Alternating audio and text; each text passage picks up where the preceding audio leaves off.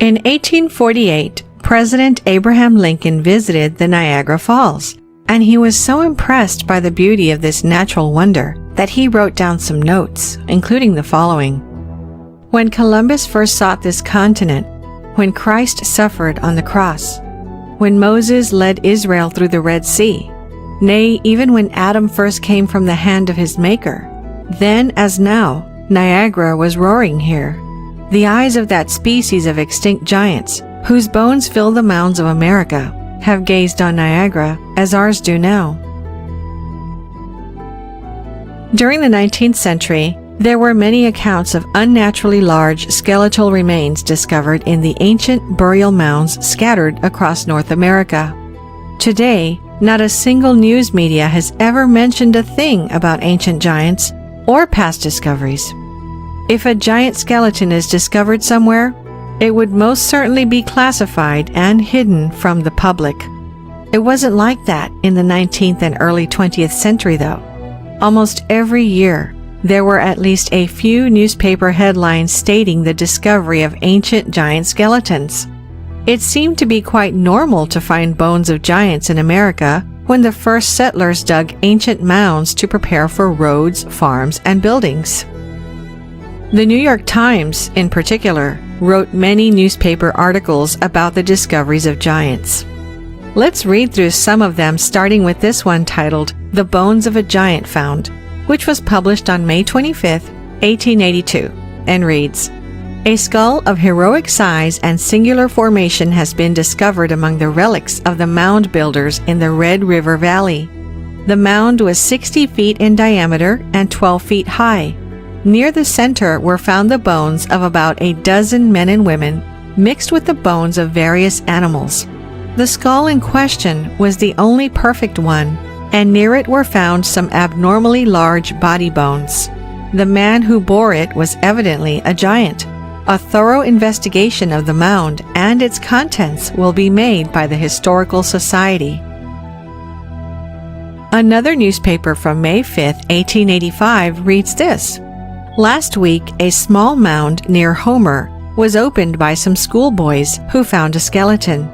Today, a further search was made, and several feet below the surface of the earth in a large vault with a stone floor and bark covering were found 4 huge skeletons, 3 being each over 7 feet in length, and the other 8.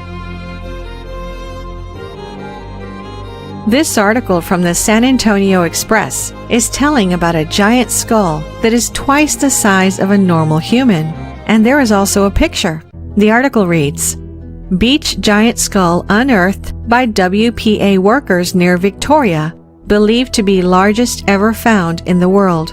Normal head also found." That Texas had a giant in the beach in the long ago appears probable from the large skull recently unearthed on a mound in Victoria County, believed to be the largest human skull ever found in the United States and probably in the world. Twice the size of the skull of a normal man, the fragments were dug up by W. Duffin, an archaeologist who is excavating the mound in Victoria County under a WPA project sponsored by the University of Texas. In the same mound and at the same level, a normal-sized skull was found. The pieces taken from the mound were reconstructed in the WPA laboratory under the supervision of physical anthropologists. A study is being made to determine whether the huge skull was that of a man belonging to a tribe of extraordinary large men, or whether the skull was that of an abnormal member of a tribe, a case of gigantism. Several large human bones have been unearthed at this site. Another article from the New York Times, written in 1897, reads, "One of the 3 recently discovered mounds in this town has been opened. In it was found the skeleton of a man of gigantic size. The bones measured from head to foot over 9 feet and were in a fair state of preservation. The skull was as large as a half-bushel measure. Some finely tempered rods of copper and other relics were lying near the bones. The mound from which these relics were taken is 10 feet high and 30 feet long, and varies from 6 to 8 feet in width. The 2 mounds of lesser size will be excavated soon. This article from the St. Paul Globe, written in 1904, states, "Bones of a human skeleton 11 feet high are dug up in Nevada. Workmen engaged in digging gravel here today uncovered at a depth of about 12 feet a lot of bones, part of the skeleton of a gigantic human being.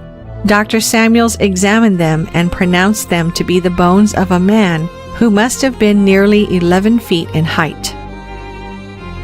Apparently, these discoveries were something completely normal back in the day, and they weren't hidden from the public as they are today. The discoveries of giant skeletons weren't limited just to North America.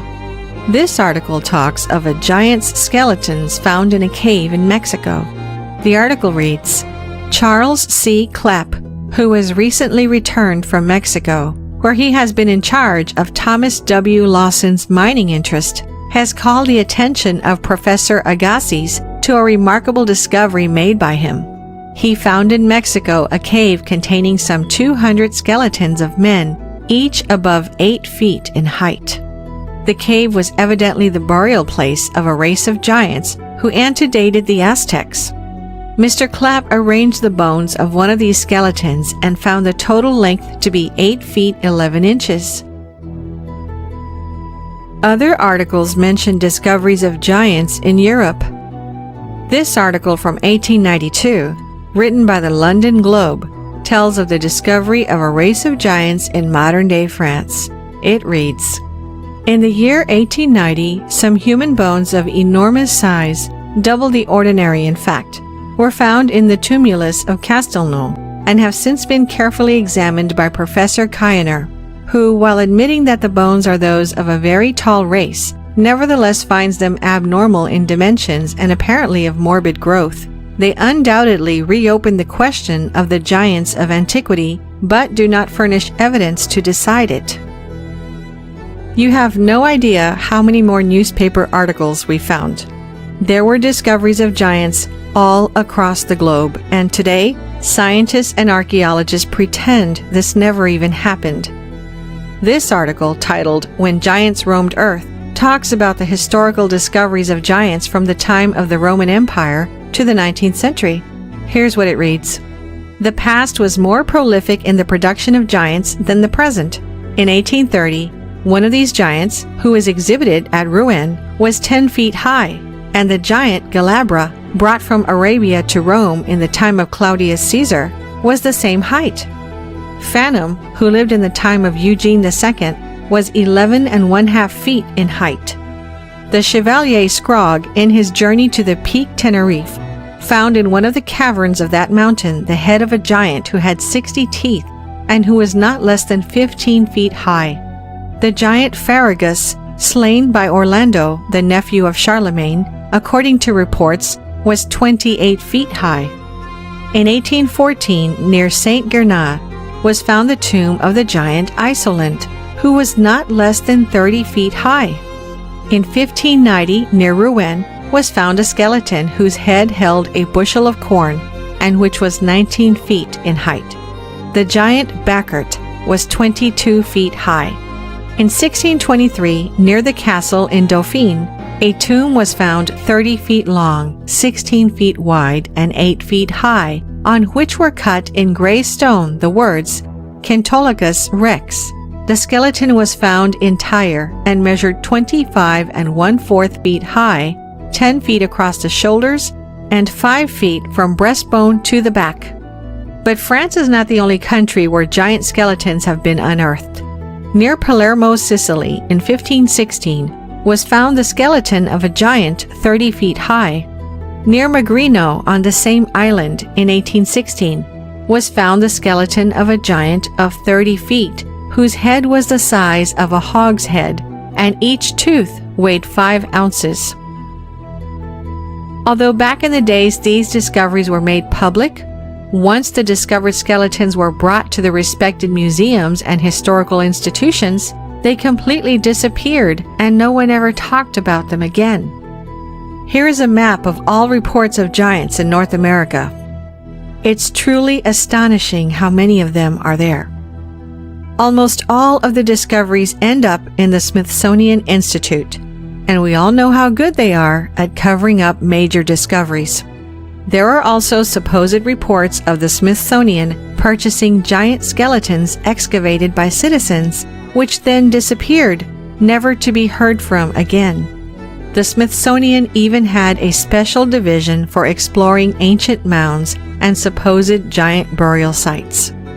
One famous discovery of a giant, which was also covered up by the Smithsonian, is the San Diego giant from 1895, which was an 8-foot 4-inch tall mummified giant. There was even a picture of the giant mummy, which was shown in many newspapers. The mummy was inspected by many scientists. After his inspection, the San Diego giant was purchased by the Smithsonian. 13 years later, in 1908, when the mummy was being exhibited, the Smithsonian ran some tests and suddenly dismissed it as a hoax, saying it was made from gelatin. The fact that it took that long, and after spending so much money to acquire it, plus the fact that it was carefully inspected by experts 13 years earlier, does suggest there may be more to this story than meets the eye. Is it just a coincidence that absolutely every culture and religion tells stories of ancient giants who roamed the earth? The Sumerian civilization, which was said to have begun in approximately 6000 BC, tells of a race of giants which ruled over the Sumerians, and there are many depictions of them. Sumerian records speak of a giant king by the name of Gilgamesh, who ruled for 126 years. He is generally seen by scholars as an actual historical figure, since inscriptions have been found which confirm the existence of other figures associated with him. In ancient Egypt, there are hundreds of depictions of giants, and the Egyptian records describe the old pharaoh dynasties to be a race of tall giants, and hundreds of giant sarcophaguses were also found. But the mummies there had been long looted. This unusual story, with a headline, "Prehistoric Egyptian Giants," was reported in multiple newspapers and reads, in 1881, when Professor Timmerman was engaged in exploring the ruins of an ancient temple of Isis on the banks of the Nile, 16 miles below Najar Jafard, he opened a row of tombs in which some prehistoric race of giants had been buried. The smallest skeleton out of some 60-odd, which were examined during the time Timmerman was excavating at Najar Jafard, measured 7 feet and 8 inches in length, and the largest 11 feet 1 inch. Memorial tablets were discovered in great numbers, but there was no record that even hinted that they were in the memory of men of extraordinary size. It is believed that the tombs date back to the year 1043 BC. According to the German newspaper Bild, an entrepreneur named Gregor Spory took a number of photos of a mummified giant finger in 1988.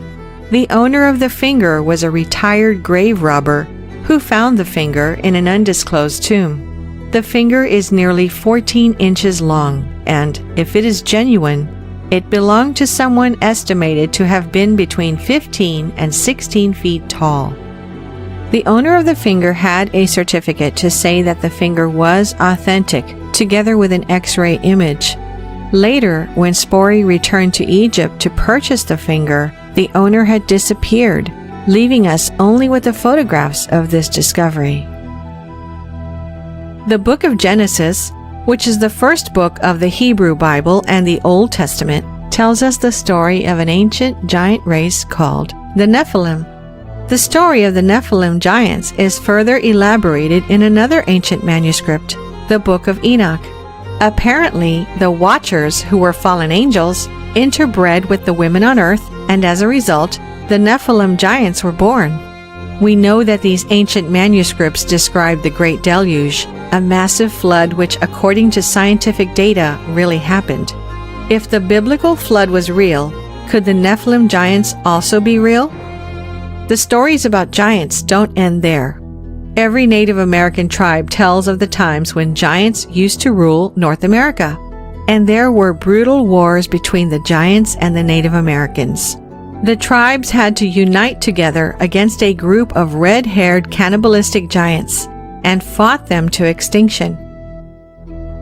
The existence of giants could certainly explain some of the massive megalithic structures around the world, which by now had no explanation of how they were moved, like the Stone of the South at Baalbek, Lebanon, which weighs at a staggering 1,242 tons. On Mount Shoria in southern Siberia, researchers have found an absolutely massive wall of granite stones. Some of these gigantic granite stones are estimated to weigh more than 3,000 tons, more than double the weight of those in Lebanon. It's interesting to note that the original name for Stonehenge was the Giant's Dance, or the Giant's Ring. Stonehenge is a later Saxon name that translates to the Hanging Stones. Giants are also part of the Celtic mythology, the Greek and Roman mythology, the Hindus, Buddhists, Norse, and even in the Japanese Shinto folklore. In fact, there's an amazing video from an old military parade in Imperial Japan in which the Japanese proudly show this huge giant and parade him alongside the imperial soldiers. It's been said that this giant was the last member of a tribe of giants called Cha-Cha, who lived on an island with the name of Hahashima. There are many historical accounts of giants as well. Flavius Josephus, a first-century Jewish scholar and historian, wrote this: "For which reason they removed their camp to Hebron, and when they had taken it, they slew all the inhabitants. There were till then left the race of giants, who had bodies so large and countenances so entirely different from other men that they were surprising to the sight and terrible to the hearing. The bones of these men are still shown to this very day, unlike to any credible relations of other men." During the 1500s, when the Spanish navigators were exploring the coast of the Americas, sightings of live giants were also sighted.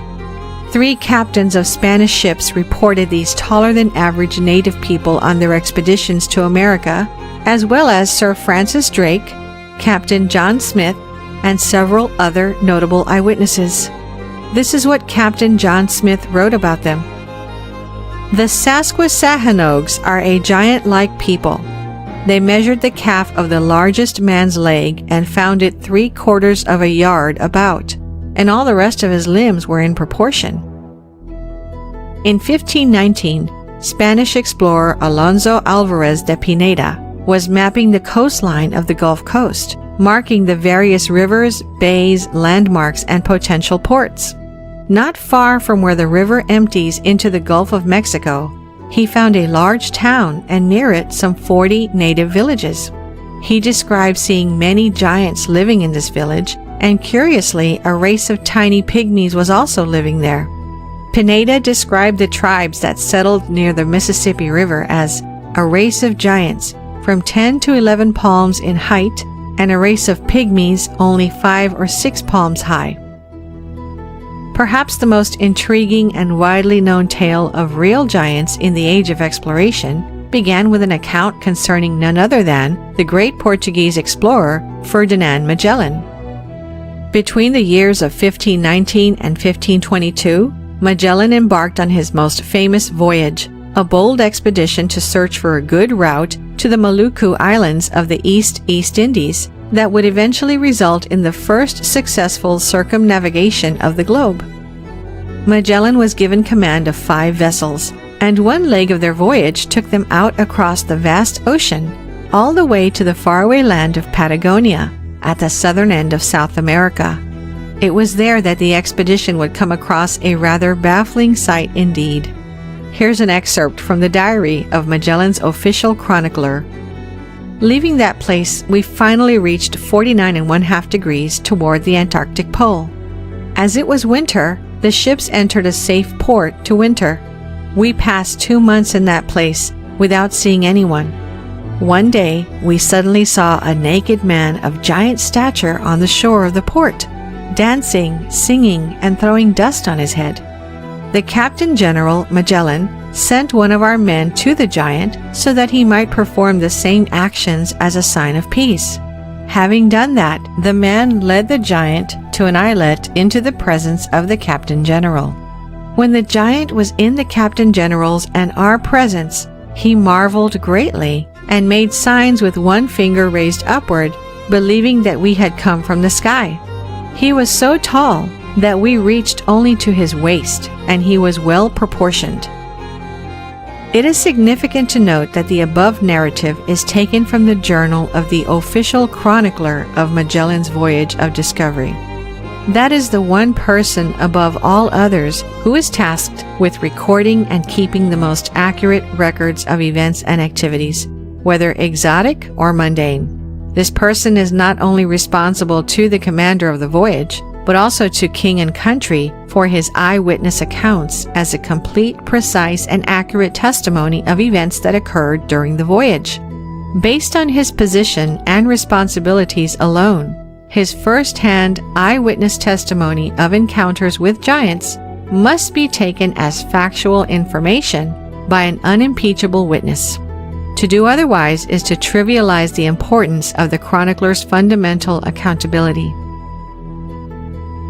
Years later, in 1539, there was also the account of Hernando de Soto, another explorer, who came face to face with numerous giants during his adventures through the southeast portion of what is now the United States.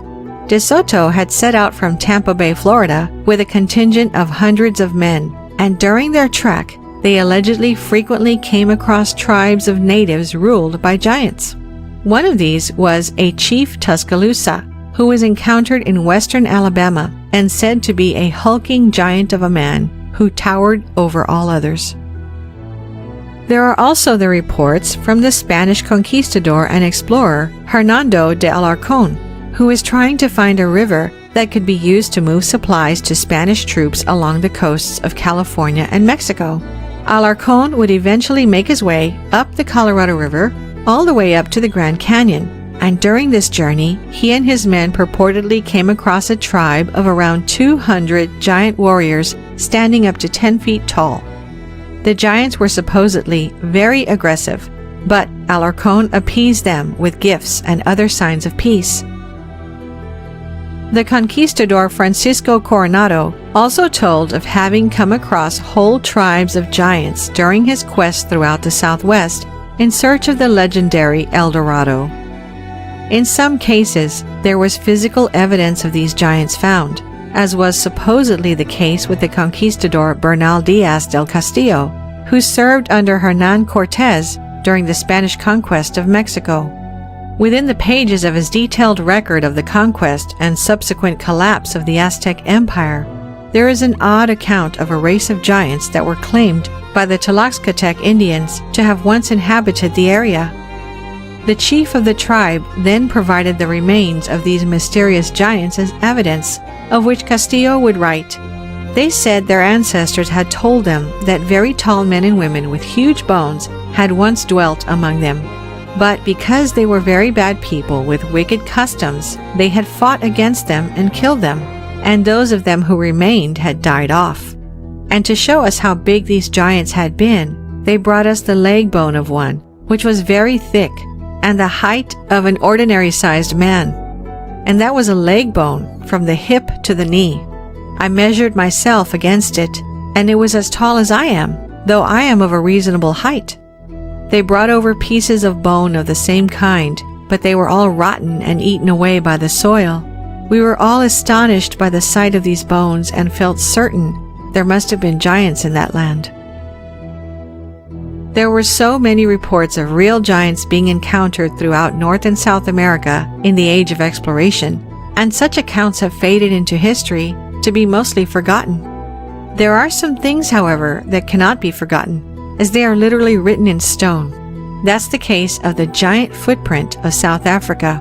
This is the most spectacular footprint in rock found anywhere on Earth to date. There are many others, however, like the giant footprint of Pingan, but none are as fully formed and obvious as the one in South Africa. Discovered in 1931 by a farmer called Stoffel Ketzi while hunting, it has remained one of the most controversial sites in archaeology and geological research. The footprint is about 4 feet or 1.3 meters in length, which suggests that the creature who left it would have been 24 to 27 feet or 7 to 8 meters in height. The footprint is known to locals as the footprint of God, or Goliath's footprint, and stories of ancient giants are told all throughout the region. Skeptics reject the giant footprint, claiming it was formed by natural erosion. However, Professor Peter Wagener from the University of Port Elizabeth in South Africa said that there is a higher probability of little green men arriving from space and licking it out with their tongues than being created by natural erosion. Judging by all the discoveries listed, together with all the historical accounts we mentioned, it may be possible that giants really existed. But could it be possible that somewhere in some remote place, a species of these enigmatic beings is still alive, hiding from humanity? We can't end this video without mentioning the most famous giant encounter, which didn't happen in ancient times, but in 2002. This occurrence, which is still classified by the U.S. government, was disclosed in the popular radio show Coast to Coast after witnesses of the event came through and anonymously told their stories. The events allegedly happened in 2002 in the deserts of Afghanistan, where a U.S. Army squad went missing. A special ops task force was sent to find out what happened, and the soldiers walked along a rugged mountainous trail until arriving at the entrance of a large cave. Around the clearing of the cave, there were pieces of broken U.S. military equipment and scattered gear with traces of blood on them. The task force was about to enter the cave to search for the missing soldiers when a 13-foot-tall, red-headed, double-toothed humanoid emerged and attacked them. According to the witnesses, the giant pierced one of the soldiers with his long spear, killing him on the spot before the rest of the squad could take him down, shooting at his face for 30 seconds straight. Once the giant was dead, the task force went inside the cave and found remains of human bones, leading the military to think that the creature was cannibalistic. When this shocking incident was reported to the headquarters, the body of the giant was packed and loaded into a helicopter and transferred to a secret location in the USA for study. The giant weighed about 500 kilograms, estimated by the team who transported the body from the pickup location to the United States. The giant wore a canvas or animal hide to protect his feet, like some sort of moccasins. If there was a living giant hiding for so many years in the caves of Afghanistan without being discovered, we must assume that this giant must not be the only one living on this planet. Surely there must be others somewhere out there. This mysterious creature was caught on camera in the desert of Portugal a few years ago. Could it be another giant hiding from mankind? Thinking about all the classified discoveries out there, we should be lucky to know that billions of years ago, dinosaurs existed. If that was kept a secret, who would actually believe that creatures over 175 feet in height used to exist? And if we know for a fact that giant reptiles, giant birds, giant fish, and giant plants used to exist on Earth, is it so hard to believe that giant humanoids also existed and perhaps still do? We'll leave the answer to you and end this video with this amazing quote from Mark Twain stating, "Truth is stranger than fiction, but it is because fiction is obliged to stick to possibilities."